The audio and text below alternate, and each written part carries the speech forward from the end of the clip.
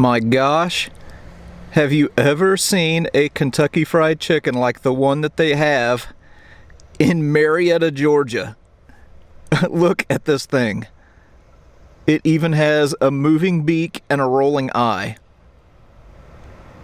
I can't even believe what I'm seeing right now.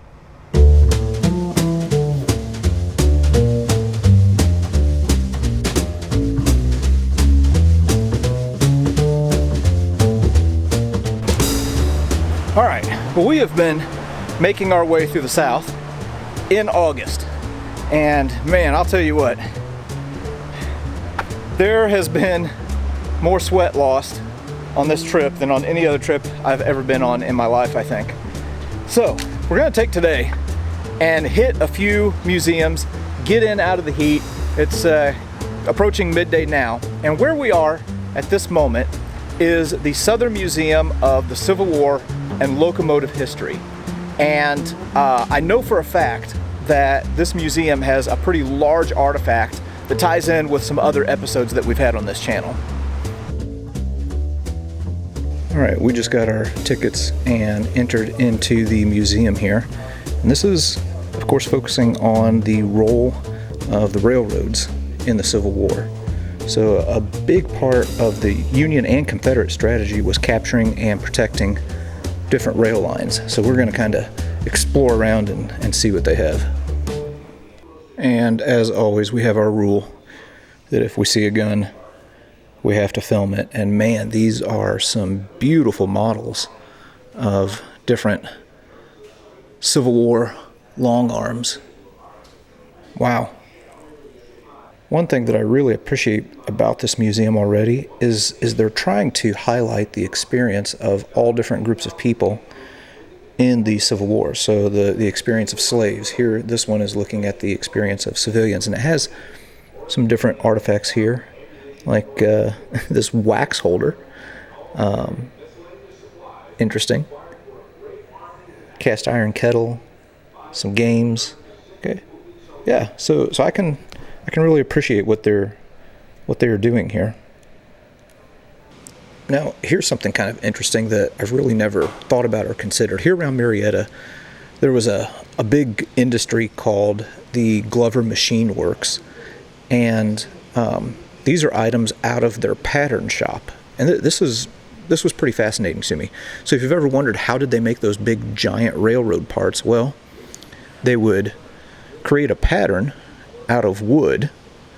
So they'd make like a replica of the locomotive parts out of wood, and then they would press it into a sand mold and then pour the metal casting in for the parts. And it really took a lot of ingenuity to do this, because I mean, you know, the iron shrinks whenever it cools. So yeah, the fact that people figured out how to do this, pretty impressive. Here they're showing how all of these different parts are cast, and it's too much for me to explain in just one video. You really need to come here for yourself and check it out. Really interesting.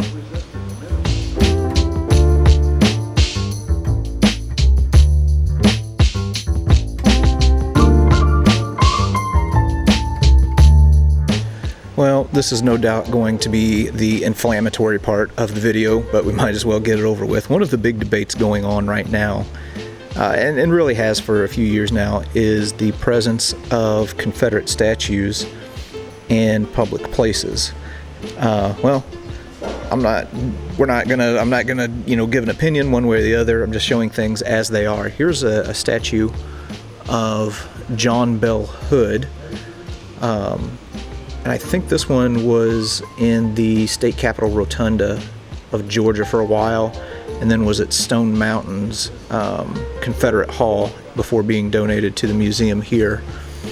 And then they also have one of General Robert E. Lee on his horse Traveler, and then another Confederate general right here of Joseph Johnston. So anyway, I'm sure that everybody has their own opinions on the presence of statues. Some see it as, a marker of history. Others see it as a racist symbol, and they talk about that here. They look at both perspectives. Okay, I'm going to amend my previous statement. I am going to offer an opinion here. Canceling the Dukes of Hazzard. Yeah, that one I think went a little bit too far. Okay, so we're now moving into the next exhibit, and this one is showing how a steam locomotive would have looked like in the process of assembly. Now, I read that from the time of an order until time of completion, you're looking at about 1 to 5 months to put one of these engines together, depending on the size. This looks like maybe a little bit smaller one, so this probably would have been pretty quick. But man, look at all of the parts and pieces that had to go together. That's pretty impressive.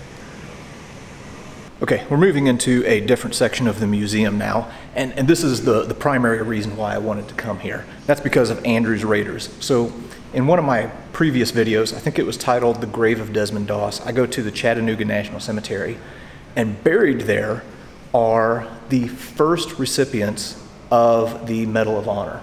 And the reason that they were awarded that high honor was because a group of them, hang on, let me find him, led by this man right here, James Andrews, organized this raid, in short, where they went deep into Confederate territory. This was in the spring of 1862. They hijacked a train called the General and then brought it back up towards Chattanooga to disrupt the communications between Atlanta and Chattanooga, tear up rail lines, all kinds of different things like that. And they have pictures and the stories of each one of Andrew's Raiders on display here. So really, really cool to see this.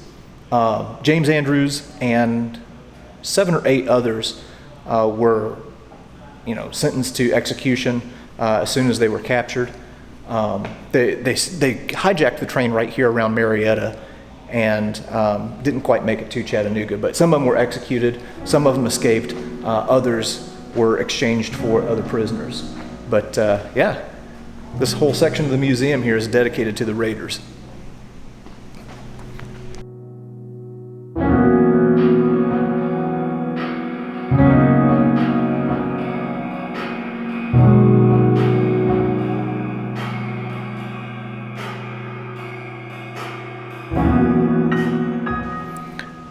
They have a little diorama here showing the Lacey Hotel.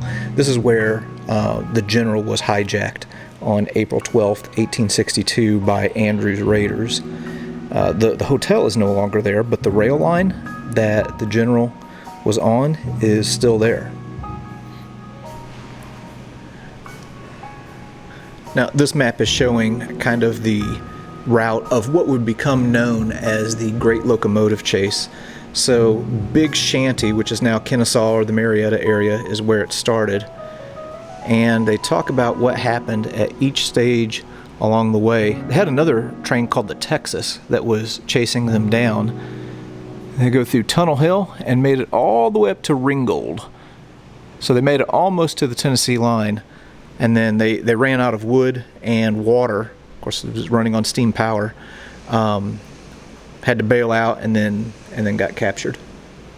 All right, we're going to see if COVID has messed this up.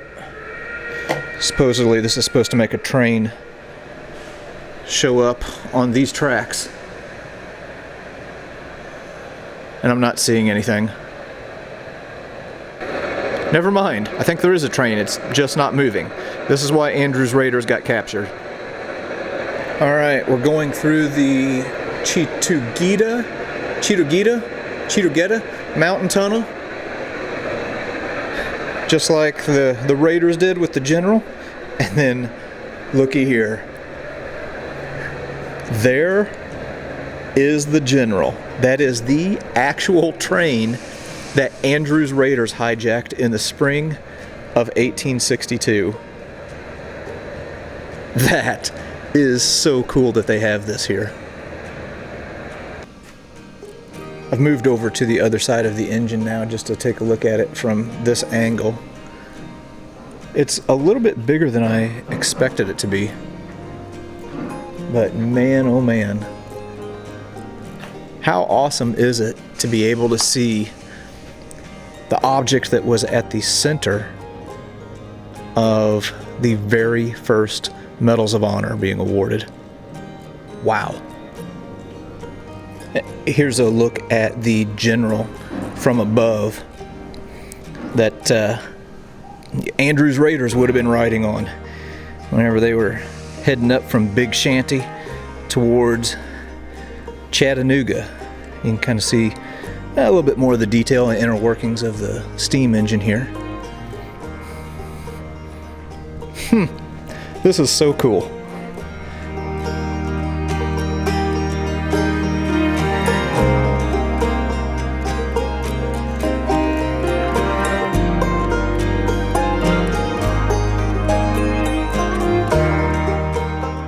My gosh, look at this.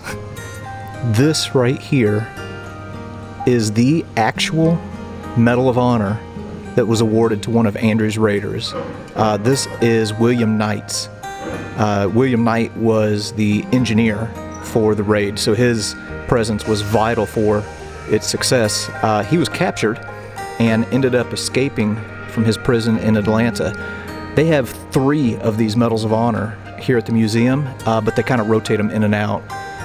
And this is the one that's on display right now. Holy smokes. How cool is it to be able to see one of the first Medals of Honor ever to be awarded? That is amazing.